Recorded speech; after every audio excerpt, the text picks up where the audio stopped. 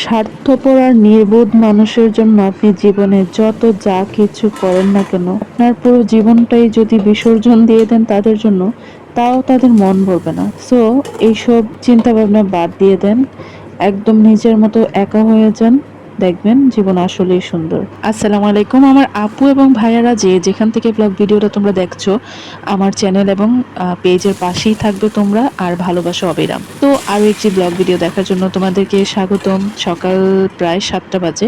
আমি তো আমার কাজকর্ম শুরু করে দিয়েছি, আরও একটি দিনের শুরু। আর আমার প্রতিদিনের কাজকর্ম এগুলো তোমাদের সাথে আমি সবসময় শেয়ার করি, কারণ আমার ভালো লাগে। আর এই যে তোমরা আমার ভিডিওগুলো ওয়াচ করো, এটা আমার ভীষণ আনন্দ লাগে জানো।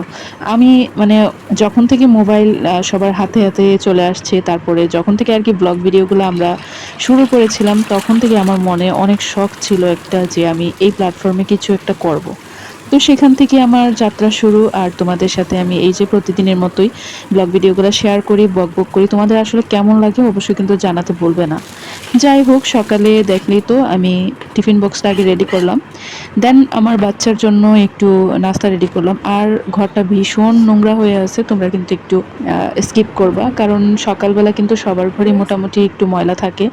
আর যেহেতু বাচ্চার ঘর, বুঝেই তো, রাতে অনেক খেলাধুলা করছে, ওরা নোংরা করে রাখছে, আর আমি রাতে ঝাড়ু দিয়ে এক পাশ করে এক কোনায় জমিয়ে রাখছে। যাই হোক, এগুলো একটু পরেই সব ক্লিন করব। তো সকালবেলা মোটামুটি ঘরটা একটু নোংরাই থাকে বলতে গেলে, আর এই কাজগুলো আমার সকাল সকালে আবার করাও লাগে। তো এখন নাস্তা টাস্তা বানিয়ে তারপরে হচ্ছে সব ঘর পরিপাটি করে পুরা ঘর মুছবো, তারপরে ঝাড়টা দিব, তারপরে হচ্ছে আবার মেয়ের স্কুল ছুটির সময় হয়ে যাবে। তো এভাবেই আমার সকালটা আসলে পার হয়। আপাতত ওদেরকে বিদায় দিয়ে এখন রুমে আসলাম, এসে দেখি আমার আব্বাজান ঘুমাচ্ছে।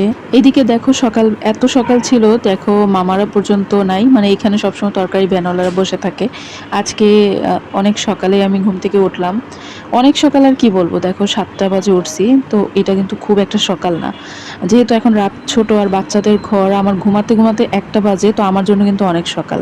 তো এরপর হচ্ছে কিছু থালাবাটি জমেছিল, সেগুলো পরিষ্কার করে তারপর ঘরটা ঝাড়ু দিয়ে এবার মেয়েকে আনতে চলে যাচ্ছি। আসলে দেখেন, সময়টা খুব দ্রুত চলে যায়। দিনটা অনেক বেশি বড় হওয়ার কারণে এই মানে সিজনে হচ্ছে কাজ করে মজা আছে। শীতের দিন হলে তো আমার সারা দিন কাজকর্ম করতে করতে দিন পার হয়ে যায়, দিনের আর খোঁজ পাওয়া যায় না। যাই হোক, এখানে দুপুরে কি আয়োজন হচ্ছে দেখেন। তো আজকে কাঁকরোল ভাজি করতেছি, লবণ হলুদ আর সামান্য মশলা দিয়ে কাঁকরোল ভাজি করলে সবুজ সবুজ রেখে, ওইটা অনেক ভালো লাগে আমার। আর অনেক মাস হয়ে গেছে আমরা পাঙ্গাস মাছ খাচ্ছি না, তো এবার একটা বড় সড়ো পাঙ্গাস মাছ নিয়ে আসছিলাম, তো সেটা ভুনা করলাম। তো ভাজিটা হয়ে গেল, এই তো রান্নাবান্না সিম্পল ভাবেই আজকে করে নিলাম। আর দুপুরে এত পরিমাণে রোদ ছিল, অনেক গরম থাকার কারণে খুব কষ্ট হচ্ছিল রান্না করতে। তারপরে হচ্ছে এখানে দেখেন মাছ রান্নাটা হয়ে গেছে, তারপরে ভাজি আর পাতলা একটা ডাল রান্না করছিলাম। এই তো আজকে রান্না বান্না। রুমে এসে দেখি রুমটা গুছিয়ে রাখছিলাম, আর আমার ছেলে মেয়েরা খেলাধুলা করে এই টাইমে প্রচুর নষ্ট করে, ঘর নোংরা করে। তো সব মিলিয়ে মোটামুটি খুব ব্যস্তই সময় যায় আমার। তারপরেও দেখো, তোমাদের সাথে এই ছোটখাটো ভিডিওগুলো নিয়ে রাখি যেন শেয়ার করতে পারি। এই যে তোমাদের সাথে কথা বলি, ব্লগ ভিডিওগুলো শেয়ার করি, এটা কিন্তু জানো তোমাদের সাথে আমার একটা যোগাযোগের মাধ্যম বলতে পারো। কারণ তোমাদের সাথে আমার প্রতিদিন এভাবেই দেখা হয়, কথা হয়। তোমরা হয়তো বা আমাকে দেখতে পাও না, কিন্তু আড়ালে আমার কথাগুলো শুনতে পাও।